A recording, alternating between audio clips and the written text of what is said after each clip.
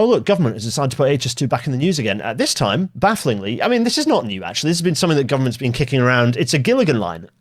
This whole story baffles me. I don't know what's going on, because this is just Gilligan stuff.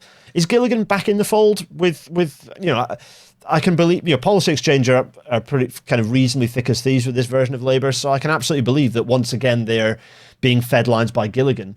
What's bizarre in here is the, it's not on here, but the quote being given by, within this press release, saying that Mark Wilde has already done work. Well, I think I referred to the quote later. They're saying that Mark Wilde has already done work on this, and HS2 have already done work to look at these numbers, which I do not believe they have at all.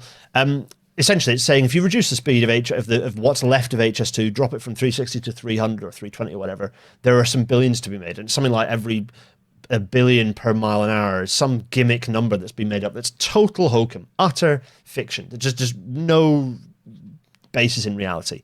The I paper picked this up. Steve Robertson at the I's picked this up. It's been reported by lots, but all the reporting so far, the Times and others, has been stenography, whereas Steve has actually dug in and challenged this. The headline is nice. New HS2 fastest trains to be made slower and even more expensive. That's the kind of headline we want to see when it comes to these sorts of HS2 stories. Some engineer is quoted in it making the point that no savings would be made from reducing speed. You need more trains, which means you're having to buy and store more trains. It means you need a higher number of staff to operate the railway. It reduces the release capacity benefit, which means you have less benefits in the wider network.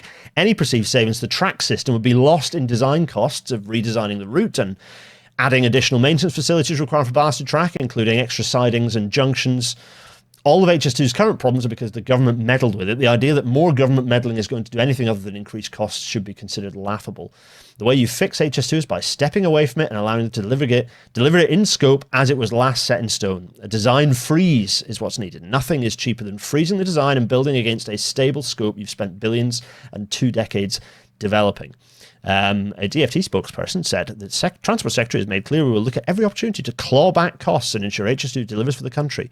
Whilst we wait for Mark Wilde to complete his review, his initial estimates, which initial estimates, this is the thing I think they've made up, show running HS2 trains at speeds in line with other high-speed railways could save billions of pounds.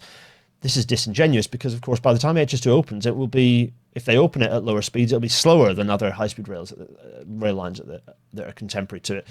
Quoting other high-speed rail lines that are open and operating now and have been in operation for decades and saying that's the state of the art is extremely disingenuous. HS2 is going to be opening at this rate in another flipping decade. So yeah, this is staggering, bizarre political move. I don't know why they've made this move. I don't know who's benefiting from it. Honestly, I'm completely puzzled. I just don't understand what they're doing here. Why have they just created another bad news story? They could have just not done this. They didn't need to publish this story at all. I'm just completely and utterly confused by this. It makes no sense.